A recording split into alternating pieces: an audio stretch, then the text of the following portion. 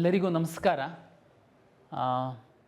ಕರ್ನಾಟಕ ಪರೀಕ್ಷಾ ಪ್ರಾಧಿಕಾರ ಮಾಕ್ ರಿಸಲ್ಟನ್ನು ಬಿಡುಗಡೆ ಮಾಡಿದೆ. ನಾವು ಇದು ಮೊದಲ ಸುತ್ತಿನಲ್ಲಿ ಯಾವಾಗಲೂ ಮಾಕ್ ರಿಸಲ್ಟ್ ಬಿಡುವಂಥದ್ದು. ಎರಡನೇ ಸುತ್ತಿನಲ್ಲಿ ಮೆಡಿಕಲ್ ಡೆಂಟಲ್ ಆ್ಯಡ್ ಆಗಿದ್ದರಿಂದ ಮತ್ತು ಅನಿವಾರ್ಯವಾಗಿ ಪೋಷಕರು ಮತ್ತು ವಿದ್ಯಾರ್ಥಿಗಳ ಹಿತದೃಷ್ಟಿಯಿಂದ ಸಮಯ ತುಂಬ ಕಡಿಮೆ ಇದ್ದರೂ ಸಹ ನಾವು ಮಾಕ್ ರಿಸಲ್ಟನ್ನು ಬಿಡುಗಡೆ ಮಾಡಿದ್ದೀವಿ. ಇದರಲ್ಲಿ ಇಂಜಿನಿಯರಿಂಗ್ ಕೋರ್ಸ್ಗಳು ಸೇರಿದಂತೆ ತಮಗೆ ಒಂದು ಐಡಿಯಾ ಬಂದಿದೆ, ನಿಮಗೆ ಯಾವ ಕಾಲೇಜು ಸಿಗ್ಬೋದು, ತಮ್ಮ ಸ್ಥಾನ ತಮ್ಮ ರ್ಯಾಂಕು ಎಲ್ಲಿದೆ ಅಂತನ್ನುವಂಥದ್ದು. ಇದರಿಂದ ತುಂಬ ಸಹಾಯ ಆಗಿದೆ ಅಂತ ನಾನು ಭಾವಿಸ್ತೀನಿ. ಮಾಕ್ ರಿಸಲ್ಟ್ ಆದಮೇಲೆ ಸಹ ನಾವು 20ನೇ ತಾರೀಕು ಬೆಳಗ್ಗೆ 9 ಗಂಟೆ ತನಕ ಪೋರ್ಟಲ್ನ ಓಪನ್ ಇಟ್ಟಿದ್ದೀವಿ. ಈ ಸಂದರ್ಭದಲ್ಲಿ ಎಲ್ಲ ವಿದ್ಯಾರ್ಥಿಗಳು ಮತ್ತು ಪೋಷಕರಿಗೆ ನಾನು ಹೇಳುವಂಥದ್ದು, ತಮಗೆಲ್ಲ ಗೊತ್ತಿರುವಂತೆ ನೀಟ್ ಫಲಿತಾಂಶ ಬಂತು. MCC ಅವರು ಅಧಿಕೃತವಾಗಿ ಸೀಟ್ ಮ್ಯಾಟ್ರಿಕ್ಸ್ ಹಾಕಿದರು. ಕೌನ್ಸಿಲಿಂಗ್ ಆಪ್ಷನ್ ಎಂಟ್ರಿ ಸಹ ಶುರು ಮಾಡಿದರು. ನಮಗೆ ಪರೀಕ್ಷಾ ಪ್ರಾಧಿಕಾರ ಬೇರೆ ಬೇರೆ ಇಲಾಖೆಗಳ ಒಂದು ಸಹಭಾಗಿತ್ವದಿಂದ ಕೆಲಸ ಮಾಡುವಂಥದ್ದು ತಮಗೆಲ್ಲ ಗೊತ್ತಿದೆ. ಮೆಡಿಕಲ್ ಎಜುಕೇಷನಿಂದ ಡೆಂಟಲ್ಲು ಮತ್ತು ಮೆಡಿಕಲ್ದು ನಮಗೆ ಸೀಟ್ ಮ್ಯಾಟ್ರಿಕ್ಸ್ ಬರಬೇಕಾಗಿತ್ತು, ಶುಲ್ಕ ಬರಬೇಕಾಗಿತ್ತು. ಈ ವರ್ಷ ಕೆಲವೊಂದು ಲಿಂಗ್ವಿಸ್ಟಿಕ್ ಮೈನಾರಿಟಿ ಕಾಲೇಜ್ದು ಡಿಸಿಷನ್ ತಗೊಳ್ಬೇಕಾಗಿತ್ತು. ಯಾವುದು ನಮಗೆ ಆಪ್ಷನ್ ಎಂಟ್ರಿ ನಾನು ಓಪನ್ ಮಾಡಿದಾಗ ಬರಲಿಲ್ಲ. ಅದು ಬರೋ ತನಕ ನಾನು ಓಪನ್ ಮಾಡಬಾರ್ದು ಅಂತಂದರೆ ನೀವೆಲ್ಲ ತುಂಬ ಗೊಂದಲದಲ್ಲಿದ್ದಿರಿ. ಹಾಗಾಗಿ ನಾನು ಅನಿವಾರ್ಯವಾಗಿ ಓಪನ್ ಮಾಡಿದೆ. ಅದಾದಮೇಲೆ ನಮಗೆ ಶುಲ್ಕಕ್ಕೆ ಸಂಬಂಧಪಟ್ಟಂಥದ್ದು ಆದೇಶಗಳು ಬಂದಿದೆ. ಕೆಲವು ವಿದ್ಯಾರ್ಥಿಗಳಿಗೆ ಅದು ಮಾಹಿತಿ ಇರಲಿಕ್ಕಿಲ್ಲ.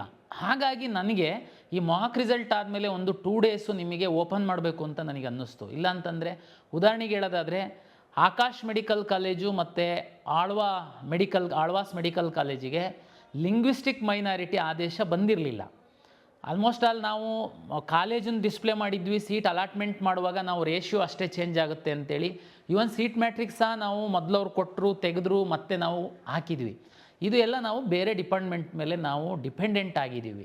ಹಾಗಾಗಿ ಆಮೇಲೆ ಶುಲ್ಕಕ್ಕೆ ಸಂಬಂಧಪಟ್ಟಂತೆ ಅಷ್ಟೇ ಚಿತ್ರದುರ್ಗ ಮೆಡಿಕಲ್ ಕಾಲೇಜಿಗೆ ಪ್ರೈವೇಟ್ ಯೂನಿವರ್ಸಿಟಿ ಸ್ಥಾನಮಾನ ಕೊಟ್ಟಿದ್ದರಿಂದ PCTಂದು ಶುಲ್ಕ ಬೇರೆ ಆಗಿದೆ. ಹೋದ ವರ್ಷ 12 ಲಕ್ಷ ಚಿಲ್ಲರೆ ಇತ್ತು. ಸರ್ಕಾರ ಯಾವುದೇ ಶುಲ್ಕವನ್ನು ಈ ಬಾರಿ ಹೆಚ್ಚಿಲ್ಲ ಅಂತಂದ್ರೂ ಪ್ರೈವೇಟ್ ಯೂನಿವರ್ಸಿಟಿ ಸ್ಥಾನಮಾನ ಸಿಕ್ಕಿದ್ರಿಂದ ಅವರು ಫೀಸ್ ಚೇಂಜ್ ಆಗಿದೆ. ಪಾಪ ನಿಮಗೆ ಗೊತ್ತಿಲ್ಲದೆ ನೀವು ಹಾಕಿರ್ಬೋದು. ಆಮೇಲೆ ಕೊನೆ ತನಕನೂ ಕಾಲೇಜ್ ಪೋರ್ಟಲಲ್ಲಿ ಅಪ್ಡೇಟ್ ಮಾಡ್ತಾಯಿದ್ರು. ಯಾರು NRI ಮತ್ತು ಮ್ಯಾನೇಜ್ಮೆಂಟ್ ಸೀಟಿಗೆ ಸಂಬಂಧಪಟ್ಟಂತೆ ಶುಲ್ಕ ಏನಿದೆ, ಮ್ಯಾನೇಜ್ಮೆಂಟು ಮತ್ತು ಅದರ್ಸ್ ಎರಡು ಒಂದೇ. ಕೆಲವು ಪೇರೆಂಟ್ಸ್ ಕೇಳ್ತಾ ಇರ್ತೀರ, ಮ್ಯಾನೇಜ್ಮೆಂಟ್ ಮತ್ತು ಅದರ್ಸ್ ಅಂತ ಏನಿದೆ ಅದ್ರದ್ದು ಶುಲ್ಕ ಆ ಕಾಲೇಜವ್ರು ಏನು ಹೇಳ್ತಾರೆ ಅದನ್ನು ಡಿಸ್ಪ್ಲೇ ಮಾಡಿ ನಮಗೆ. ಆದರೆ ಅದು 45 ಲಕ್ಷ ಮೀರಂಗಿಲ್ಲ ಅಂತಿತ್ತು. ಸುಮಾರು ಕಾಲೇಜವರು NRI ಮತ್ತು ಮ್ಯಾನೇಜ್ಮೆಂಟ್ ಶುಲ್ಕನ ಸ್ವಲ್ಪ ವ್ಯತ್ಯಾಸ ಮಾಡಿದ್ದಾರೆ. ದಯಮಾಡಿ ಅದನ್ನು ನೋಡ್ಕೊಳ್ಳಿ. ಜೊತೆಗೆ ಸುಮಾರು ವಿದ್ಯಾರ್ಥಿಗಳು ನಾನು NRI ಇಲ್ಲ ಅಂತ ಹೇಳಿ NRIದು ಹಾಕಿರಲ್ಲ. ಉದಾಹರಣೆ ಯಾಕೆ ನಾನು ಇದನ್ನು ಮೆನ್ಷನ್ ಮಾಡ್ತಾಯಿದ್ದೀನಿ ಅಂದರೆ, ಈ ಬಾರಿ ಕಳೆದ ಬಾರಿ ಸಹ 3ನೇ ಸುತ್ತಿನಲ್ಲಿ ಇನ್ಕ್ರೀಸ್ ಆದಂತಹ ಸರ್ಕಾರಿ ಮೆಡಿಕಲ್ ಕಾಲೇಜಿಗೆ NRI ಸೀಟ್ ಇಂಟ್ರೊಡ್ಯೂಸ್ ಮಾಡಿತ್ತು ಸರ್ಕಾರ. ಈ ಬಾರಿ ಸಹ ಎಲ್ಲ ಕಾಲೇಜುಗಳಿಗೆ ಅಲ್ಲ, ಎಲ್ಲೆಲ್ಲಿ ಕಾಲೇಜುಗಳಲ್ಲಿ ಸೀಟು ಇನ್ಕ್ರೀಸ್ ಆಗಿದೆ ಅಲ್ಲಿ NRI ಸೀಟನ್ನು ಇಂಟ್ರೊಡ್ಯೂಸ್ ಮಾಡಿದ್ದಾರೆ. ಮ್ಯಾನೇಜ್ಮೆಂಟ್ ಸೀಟನ್ನು ಪಡೆಯುವಂಥ ವಿದ್ಯಾರ್ಥಿಗಳೇನಿದ್ದೀರಾ, ಪೋಷಕರೇನಿದ್ದೀರಾ, ಈ ಸರ್ಕಾರಿ ಮೆಡಿಕಲ್ ಕಾಲೇಜ್ಗಳಲ್ಲಿ NRI ಸೀಟ್ ತಾನೇ ಇರೋದು. ನಮಗೆ NRI ಸ್ಟೂಡೆಂಟ್ ಅಂತೂ ನಾವಲ್ಲ, ನಾವು ಅದನ್ನು ಆಪ್ಷನ್ ಎಂಟ್ರಿ ಮಾಡುವಂಥದ್ದಿಲ್ಲ, ನಾವು ಮ್ಯಾನೇಜ್ಮೆಂಟಿಗೆ ಮಾತ್ರ ಸೀಮಿತ ಅಂತನ್ನುವಂಥದ್ದು. ಏನಾಗುತ್ತೆ, NRI ಸೀಟ್ಗಳು ಉಳಿದ್ರೆ, NRI ಸ್ಟೂಡೆಂಟ್ಗಳು ಅಷ್ಟು ಸಿಕ್ಕಿಲ್ಲ ಅಂತಂದರೆ ಅಲಾಟ್ಮೆಂಟ್ ಮಾಡುವಂತಹ ಸಂದರ್ಭದಲ್ಲೇ ಅದೇ ಹಣಕ್ಕೆ ಅದನ್ನು ಇತರೆ ವಿದ್ಯಾರ್ಥಿಗಳಿಗೆ ಸಹ ನಾವು ಅಲಾಟ್ ಮಾಡ್ತೀವಿ.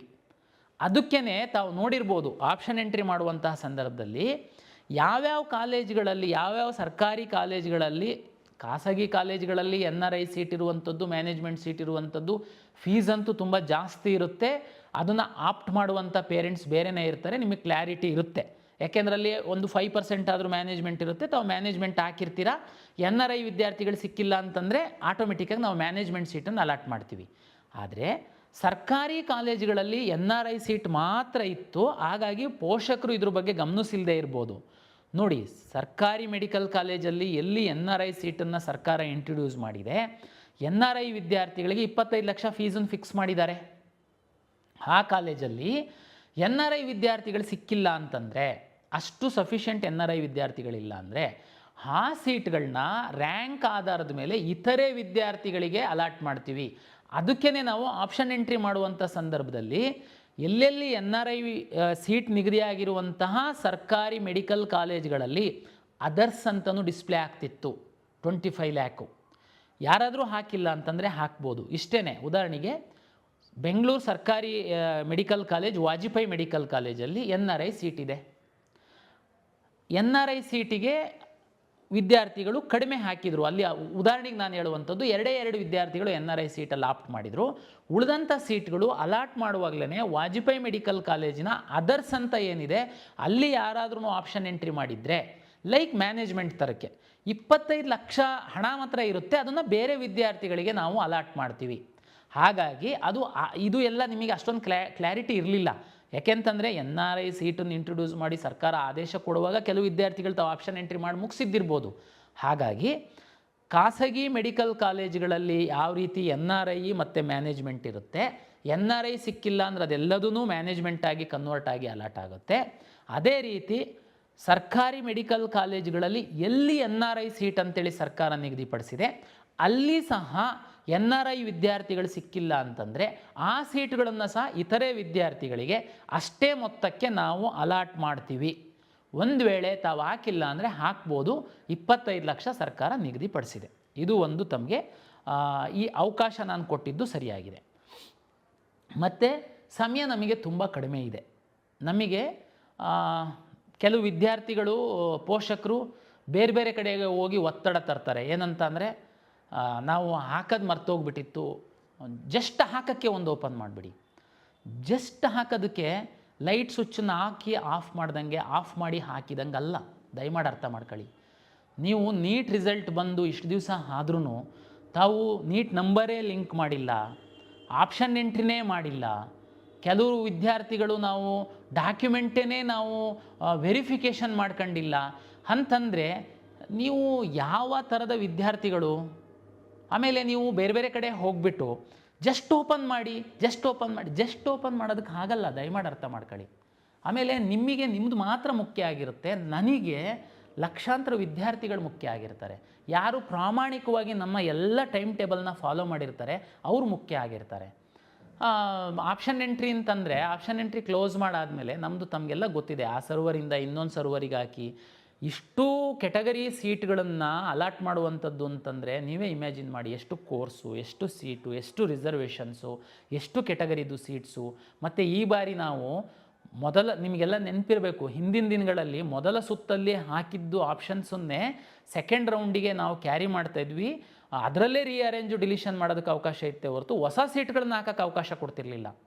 ಆದರೆ ಸುಮಾರು ವಿದ್ಯಾರ್ಥಿಗಳು ಮಿಸ್ ಆಗಿಬಿಟ್ಟಿರ್ತಿತ್ತು. ಅದಕ್ಕೆ ಈ ಬಾರಿ ನಾವು ಹೊಸ ಸೀಟನ್ನು ಸಹ ಹಾಕೋದಕ್ಕೆ ಅವಕಾಶ ಕೊಟ್ಟಿದ್ದೀವಿ. ಅದಕ್ಕೆ ತಕ್ಕಂತೆ ನಾನು ಸಾಫ್ಟ್ವೇರ್ ಬದಲಾವಣೆ ಮಾಡಿದ್ದೀನಿ. ಆಪ್ಷನ್ ಎಂಟ್ರಿ ಕ್ಲೋಸ್ ಆದಮೇಲೆ ನಾನು ಎಂಟೈರ್ ಡಾಟಾ ತೆಗೆದು ಈ ಕಡೆ ಹಾಕಿ ನಾನು ಅಲಾಟ್ಮೆಂಟ್ ಸೈಕಲನ್ನು ಶುರು ಮಾಡೋದಕ್ಕೆ ಒಂದು 8 ರಿಂದ 10 ಗಂಟೆ ಬೇಕಾಗುತ್ತೆ ನನಗೆ. ಅದಾದಮೇಲೆ ಮಿನಿಮಮ್ 50 ಅವರ್ಸು ಅಲಾಟ್ಮೆಂಟ್ ಪ್ರೋಸೆಸ್ ಇರುತ್ತೆ. ಸಿಂಪಲ್ಲಾಗಿ ನೀವು ಅದೇನು ಓಪನ್ ಮಾಡಿಬಿಡಿ, ನಮ್ಮ ಮಗು ಒಂದು ಹಾಕಿಲ್ಲ ಹಾಕಿಬಿಡುತ್ತೆ, ಹಾಗೆ ಇರಲ್ಲ. ದಯಮಾಡಿ ಅರ್ಥ ಮಾಡ್ಕೊಳ್ಳಿ. ಅದಕ್ಕೇ ನಾವು ಈಗ 20ನೇ ತಾರೀಕಿನ ತನಕ ಸಹ ನಾವು ಏನು ಇವತ್ತು ಅವಕಾಶ ಕೊಟ್ಟಿದ್ದೀವಿ. ಆಮೇಲೆ ಕೆಲವು ವಿದ್ಯಾರ್ಥಿಗಳಿಗೆ ಸರ್ ನೀವು ಮಾಕ್ ರಿಸಲ್ಟನ್ನು ಬಿಟ್ಟಾದಮೇಲೆ ಕೆಲವರಿಗೆ ಲಿಂಕ್ ಮಾಡಿಲ್ಲ ಅಂತಂದರೆ ಲಿಂಕ್ ಮಾಡೋದಕ್ಕೆ ಅವಕಾಶ ಕೊಟ್ಟಿದ್ದೀರಾ ನೀವು 18ನೇ ತಾರೀಕಿನ ಸಂಜೆ ತನಕ, ಅವರೆಲ್ಲ ಬಂದುಬಿಡ್ತಾರೆ, ನಮ್ಮದು ವ್ಯತ್ಯಾಸ ಆಗುತ್ತೆ. ಹಾಗೇನೂ ಆಗಲ್ಲ. ಭಾಳ ಕಡಿಮೆ ಹುಡುಗರು. ಮತ್ತು ನೀವು ಲಾಸ್ಟು 1 ತಿಂಗಳಾದ್ರೂ ಅವರು ಲಿಂಕೇ ಮಾಡೋಕ್ಕೆ ಗೊತ್ತಿಲ್ದಿರ ಅಂಥ ವಿದ್ಯಾರ್ಥಿಗಳು ಅಂತಂದರೆ ನೀವು ಅರ್ಥ ಮಾಡ್ಕೊಳ್ಳಿ, ಅವ್ರದ್ದು ರ್ಯಾಂಕ್ ಎಷ್ಟಿರ್ಬೋದು, ಎಷ್ಟು ಗಂಭೀರವಾಗಿರುವಂಥ ವಿದ್ಯಾರ್ಥಿಗಳಿರ್ತಾರೆ, ಅವ್ರು ನಿಮಗೆ ಕಾಂಪಿಟೇಟರ್ಸ್ ಆಗ್ತಾರ ಆಗಲ್ವ ಅನ್ನೋಂಥದ್ದು ನೀವೇ ಅರ್ಥ ಮಾಡ್ಕೊಳ್ಬೋದು. ಹಾಗಾಗಿ ಅದ್ರ ಬಗ್ಗೆ ತಾವೇನು ಚಿಂತೆ ಮಾಡಬೇಡಿ. ಇಲ್ಲೊಬ್ರು ಮಲಗಿದ್ದವ್ರು ಬಂದು ಅಳ್ತಾ ಇದ್ರು ಅಂತ ಅಂದ್ಕೊಂಡು ನಾವು ಅದು ಅವಕಾಶ ಮಾಡಿಕೊಟ್ಟಿದ್ದೀವಿ. ಅದರಿಂದ ಭಾಳ ದೊಡ್ಡ ಪರಿಣಾಮ ಏನು ಆಗಲ್ಲ. ಓಕೆ, ಈಗ ನಾನು ಮಾಕ್ ರಿಸಲ್ಟ್ ಆದಮೇಲೆ ವಿದ್ಯಾರ್ಥಿಗಳು ಏನು ಮಾಡಬೇಕು ಅಂತನ್ನುವಂಥದ್ದು ಹೇಳ್ತೀನಿ. ಈಗ ನಿಮಗೆ ಚಾಯ್ಸ್ ಆಪ್ಷನ್ 1 ಹಾಕಿದ್ದೀರಾ, ನಿಮಗೆ ಬೆಸ್ಟ್ ಕಾಲೇಜೇ ಸಿಕ್ಕಿದೆ, ನೀವೇನು ಮಾಡೋ ಅಗತ್ಯ ಇಲ್ಲ. ಕೆಲವು ಪೋಷಕರು 100 ಆಪ್ಷನ್ಸ್ ಹಾಕಿರ್ತೀರ, ನಿಮಗೊಂದು 50ನೇ ಆಪ್ಷನ್ ಸಿಕ್ಕಿದೆ ಅಂದರೆ ಏನರ್ಥ? 50ನೇ ಆಪ್ಷನ್ ಸಿಕ್ಕಿದೆ ಅಂತಂದರೆ ಇನ್ನೂ 50 ಕೆಳಗಡೆ ಇರೋದಕ್ಕಿಂತನೂ ನೀವು ಮೇಲ್ಗಡೆ ಬಂದುಬಿಟ್ಟಿದ್ದೀರಾ ಅಂತ. ಈಗ ನಿಮಗೆ ರಿಯಲೈಸ್ ಆಗುತ್ತೆ, ಈ ಕೆಳಗಡೆ ಏನಿದೆಯಲ್ಲ ಅದರಲ್ಲಿ ಯಾವುದೋ ಒಂದು ಬೆಸ್ಟ್ ಕಾಲೇಜು ಮಿಸ್ ಆಗಿ ಕೆಳಗಡೆ ಹೋಗ್ಬಿಟ್ಟಿದೆ. ಅಂದರೆ ಅದನ್ನು ನೀವು ಅಕಸ್ಮಾತ್ ಏನಾದರೂ ಮೇಲಿಟ್ಟಿತ್ತು ಅಂತಂದರೆ ನಿಮಗೆ ಆಗ್ತಿತ್ತೋ ಏನೋ. ಇಂಥ ಒಂದು ಕ್ಯಾಲ್ಕುಲೇಷನ್ ಇತ್ತು ಅಂತಂದರೆ ದಯಮಾಡಿ ಚೇಂಜ್ ಮಾಡ್ಕೊಳ್ಳಿ. ಇಲ್ಲ ಸರ್, ನನಗೆ ಈಗ ಸಿಕ್ಕಿರೋದು ಸಮಾಧಾನಕರವಾಗಿದೆ, ನನಗೆ ಅದೇನೇ ಇರಲಿ, ಮತ್ತು ಅದಕ್ಕಿಂತ ಮೇಲ್ಗಡೆ ಇರುವಂಥದ್ದು. ಉದಾಹರಣೆಗೆ ಒಂದು 70 ಆಪ್ಷನ್ಸ್ ಹಾಕಿದ್ದೀರಾ ನೀವು, ಬರೀ ಮೆಡಿಕಲ್ ಬಗ್ಗೆ ಮಾತಾಡೋದಾದರೆ ಒಂದು 60 ಆಪ್ಷನ್ ಹಾಕಿದ್ದೀರಾ, 50 ಆಪ್ಷನ್ ಹಾಕಿದ್ದೀರಾ, ಮೇಲಿಂದ ನಿಮಗೊಂದು 8ನೇದು ಸಿಕ್ಕಿದೆ. ನಿಮಗೆ 8ರಿಂದ ಮೇಲ್ಗಡೆ ಏನು ಹೇಳಿದೆಯಲ್ಲ ಅದು ತುಂಬ ಒಳ್ಳೆಯ ಕಾಲೇಜಿದೆ. ಒಂದು ವೇಳೆ ಮಾರ್ಕ್ ರಿಸಲ್ಟ್ ಆಗಿ ನಾವು ರಿಯಲ್ ರಿಸಲ್ಟನ್ನು ಅಲಾಟ್ ಮಾಡುವಂಥ ಸಂದರ್ಭದಲ್ಲಿ 8ನೇ ಕಾಲೇಜು ಮಿಸ್ಸಾಗಿ ಅದು ಅಕಸ್ಮಾತ್ 7ಕ್ಕಾದರೆ, 6ನೇ ಕಾಲೇಜಿಗಾದರೆ, 5ನೇ ಕಾಲೇಜಿಗಾದ್ರೂ ಅದು ಬೆಸ್ಟೇನೆ ನಿಮ್ಮ ಪ್ರಕಾರ, ಇನ್ನೂ ನಿಮಗೆ ಒಳ್ಳೆಯದೇನೆಯಾ, ನೀವೇನು ಚೇಂಜ್ ಮಾಡೋ ಅಗತ್ಯ ಇಲ್ಲ. ಒಂದು ವೇಳೆ 8ನೇದು ಕಾಲೇಜಿಗೆ ಸಿಕ್ಕಿದೆ, ಬೇರೆ ಬೇರೆ ಎಫೆಕ್ಟ್ ಇರುತ್ತೆ, ಅದು ಬೇರೆ ಬೇರೆ ಹುಡುಗರೆಲ್ಲ ಮೇಲೆ ಕೆಳಗೆ ಎಲ್ಲ ಮಾಡ್ತಿರ್ತಾರೆ. ಒಂದು ವೇಳೆ 8ನೇದು ಮಿಸ್ ಆಗಿ ಅದು 9ನೇದು ಸಿಕ್ತು ಅಥವಾ 10ನೇದು ಸಿಕ್ತು, ಓಕೆ ಸರ್, ಅದು ಸಹ ಚೆನ್ನಾಗಿದೆ ನನ್ನ ಪ್ರಿಯಾರಿಟಿನಲ್ಲಿ, ನೋ ಪ್ರಾಬ್ಲಮ್. ಉದಾಹರಣೆ ನಿಮಗೆ 8ನೇ ಕಾಲೇಜು ಈಗ ಸಿಕ್ಕಿದೆ, 1ರಿಂದ 7 ಕಾಲೇಜ್ ಇನ್ನೂ ನಿಮ್ಮ ಲಾಗಿನಲ್ಲಿ ಮೇಲ್ಗಡೆ ಇದ್ದಾವೆ. 7ನೇ ಕಾಲೇಜು ನಿಮಗೀಗ ಇಷ್ಟ ಇಲ್ಲ, ಈಗ ಸಿಕ್ಕಿರೋ 8ನೇ ಕಾಲೇಜ್ ಇದೆಯಲ್ಲ ಅದು ಇಷ್ಟ ಇಲ್ಲ. ಈಗ ನೀವು ಹಾಕ್ಬಿಟ್ಟಿದ್ರಿ, ಈಗ ಸಿಕ್ಕಿದೆ, ಈಗ ಸ್ವಲ್ಪ ಗೂಗಲ್ಲು ಅದು ಇದು ಎಲ್ಲ ಕಾಲೇಜ್ ಮಾಡಿ ನೋಡಿದ್ರಿ, ನೀವು ನೋಡಿದಾಗ ಆ ಕಾಲೇಜು ಓಕೆ ಇದೆ, ಅದಕ್ಕಿಂತ ಕೆಳಗಡೆ ಇನ್ಯಾವುದೋ ಕಾಲೇಜು ತುಂಬ ಚೆನ್ನಾಗಿರ್ಬೋದು, ಅದಕ್ಕಿಂತ ಮೇಲ್ಗಡೆ ಇರೋ ಕಾಲೇಜು ಅದನ್ನು ಬೇಡ ಸರ್, ಅದನ್ನು ನಾನು ರೀಅರೇಂಜ್ ಮಾಡ್ತೀನಿ, ಅದನ್ನು ತುಂಬ ತಗೊಂಡೋಗಿ ಕೆಳಗಡೆ ಹಾಕ್ತೀನಿ ಅಥವಾ ಡಿಲೀಟೇ ಮಾಡ್ತೀನಿ, ಮಾಡಬಹುದು. ಸರ್, ನಾನು ಇಷ್ಟರಲ್ಲೇ ಸಿಗುತ್ತೆ ಅಂತ ಒಂದು 10 ಕಾಲೇಜ್ ಹಾಕಿದ್ದೆ ಸರ್, ಆದರೆ ಈಗ ಅನ್ನಿಸ್ತಾ ಇದೆ ನನಗೆ 10 ಕಾಲೇಜಲ್ಲಿ ಸಿಕ್ಕಿಲ್ಲ, ಇನ್ನೊಂದು 2 ಕಾಲೇಜ್ ಹಾಕಿದ್ದಿದ್ರೆ ಸಿಕ್ತಿತ್ತು, ನನ್ನ ಮನಸ್ಸು ಚೇಂಜ್ ಆಗಿದೆ, ಹಾಕಿ, ದಯಮಾಡಿ ತಾವು ಹಾಕಿ. ಹಾಗಾಗಿ ಈ ಥರದ್ದು ಎಲ್ಲ ಅಂದರೆ ಇದೊಂಥರ ಫ್ರೆಶ್ ಆಪ್ಷನ್. ಸರ್, ಇದು ಮಾಕಲ್ಲಿ ಸಿಕ್ಕಿದ್ದೇ ನನಗೆ ಸಿಗುತ್ತಾ ಸರ್, ತುಂಬ ಚೇಂಜ್ ಆಗಿಬಿಡುತ್ತಾ ಸರ್? ನೋಡಿ, ಹಿಂದಿನ ನಮ್ಮ ಅನುಭವದ ಪ್ರಕಾರ ನಾನು ನಿಮಗೆ ಈಗಲೇ ತಮಗೆ ಗೊತ್ತಿರಬೇಕು, ಸುಮಾರು ಎಲ್ಲ ಪ್ರೆಡಿಕ್ಟ್ ಮಾಡಿದ್ದಂಥದ್ದೆಲ್ಲ ಮೇಲೆ ಕೆಳಗೆ ಆಗಿಬಿಟ್ಟಿದೆ ತಮಗೆ.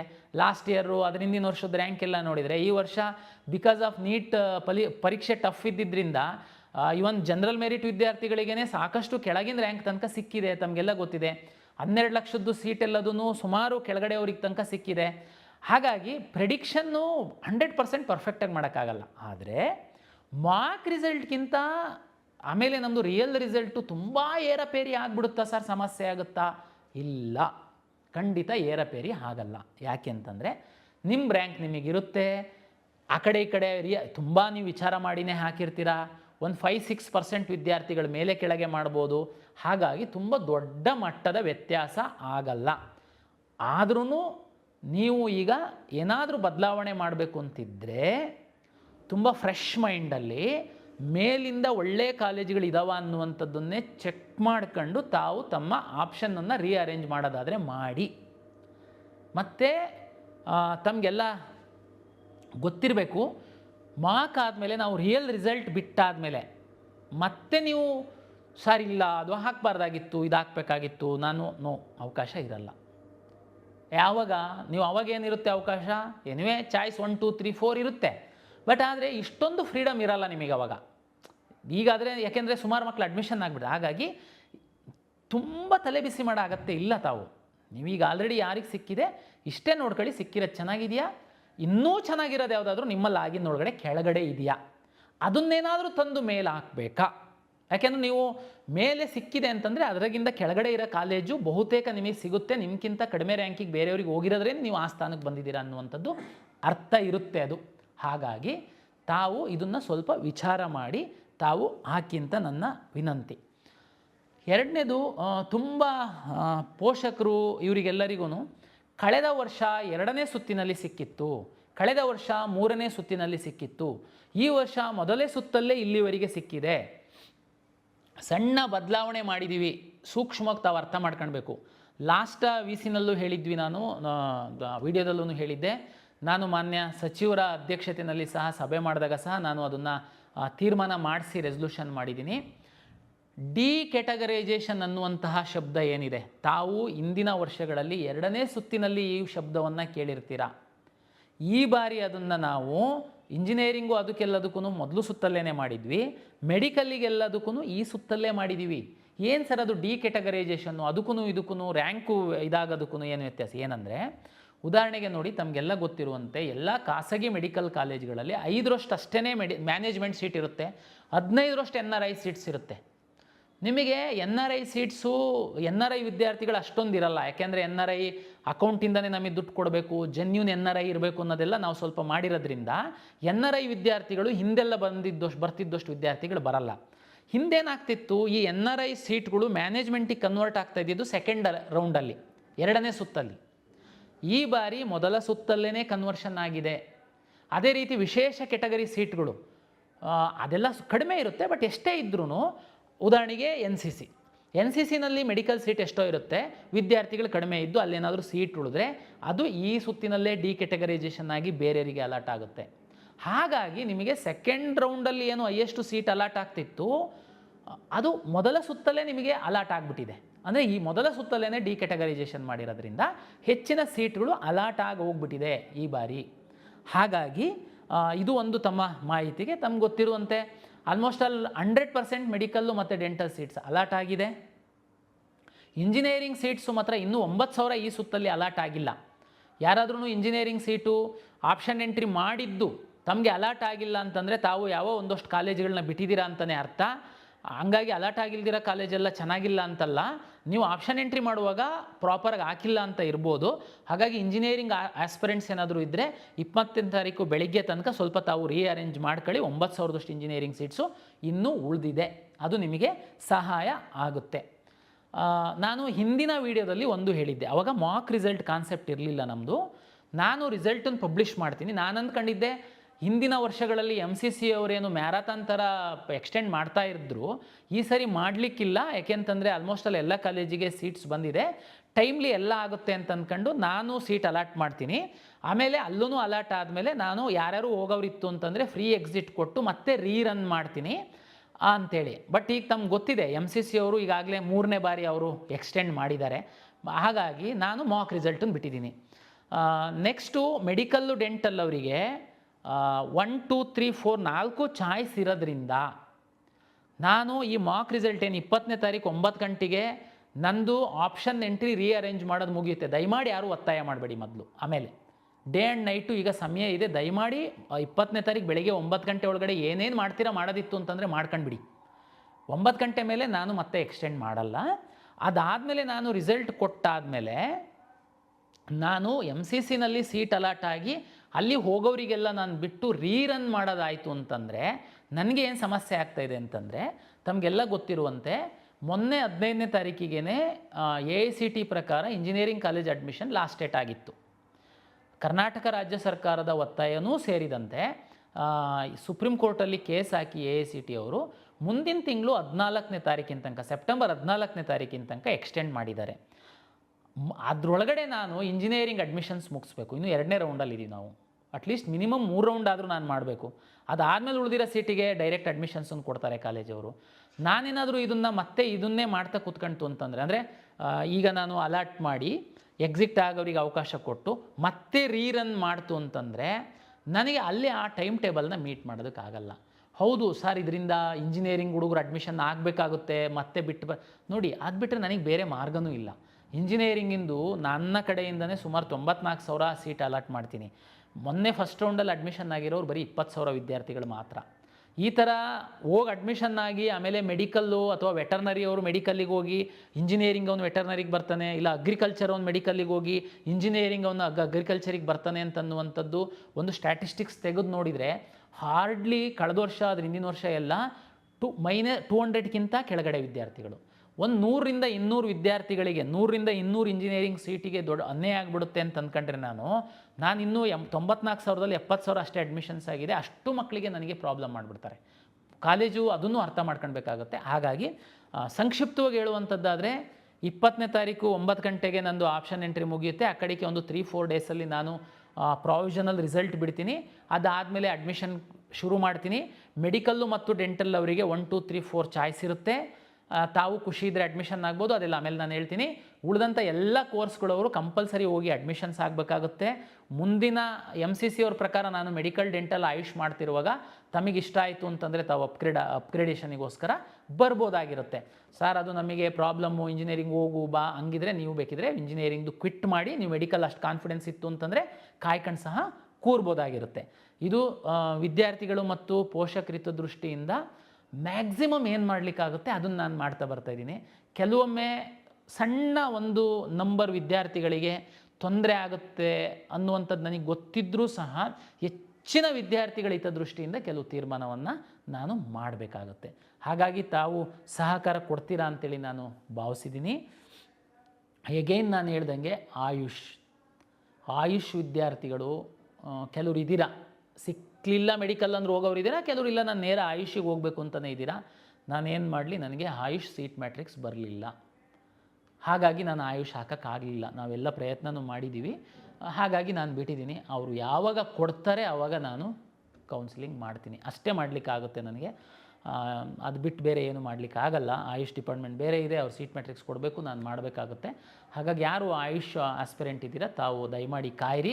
ಮೆಡಿಕಲ್ಲು ಡೆಂಟಲಲ್ಲಿ ಭಾಗವಹಿಸಿರುವಂಥವ್ರು, ಯಾವುದೋ ಡೆಂಟಲ್ ಕಾಲೇಜ್ ಸಿಕ್ಕಿದೆ, ನಂದು ಪ್ರಿಯಾರಿಟಿ ಫಸ್ಟ್ ಆಯುಷ್ ಇತ್ತು ಅಂತಂದರೆ ಎನಿವೇ ತಮಗೆ ಚಾನ್ಸ್ ಇರುತ್ತೆ, ಚಾಯ್ಸ್ 2 ಅಥವಾ 3 ಹಾಕಿ ಮುಂದಿನ ಸುತ್ತಿಗೆ ಬರುವಂಥದ್ದಕ್ಕೆ ಅದನ್ನು ತಾವು ಮಾಡಬಹುದಾಗಿರುತ್ತೆ. 20ನೇ ತಾರೀಕು 9 ಗಂಟೆ ಮೇಲೆ ಯಾವುದೇ ಅವಕಾಶ ಕೊಡಲ್ಲ. ಯಾರಾದರೂ ಮಿಸ್ ಆಗಿರೋ ಒಬ್ಬರಿಬ್ಬರು ವಿದ್ಯಾರ್ಥಿಗಳಿದ್ದರೆ, ಇವನೇನು 18ನೇ ತಾರೀಕು ಇವತ್ತು ನಾವು ಸಂಜೆ ತನಕ ಕೊಟ್ಟಿದ್ದೀವಿ, ಅದ್ರ ಮೇಲೆ ಒಬ್ಬರಿಗೆ ಸಹ ಅವಕಾಶ ಕೊಡಲ್ಲ. ದಯಮಾಡಿ ಆ ಸದುಪಯೋಗ ಪಡಿಸ್ಕೊಂಡು ಕೌನ್ಸಿಲಿಂಗ್ ಬರೋದಾದರೆ ಬನ್ನಿ, ಇಲ್ಲ ಅಂತಂದರೆ ದಯಮಾಡಿ ನಮಗೆ ಒತ್ತಡ ಹಾಕಬೇಡಿ ಅಂತೇಳಿ ಹೇಳ್ತಾ, ಯಾರಿಗೆ ಮಾಕಲ್ಲಿ ಒಳ್ಳೆ ಸೀಟ್ ಸಿಕ್ಕಿದೆ ಶುಭಾಶಯಗಳು ತಮಗೆ.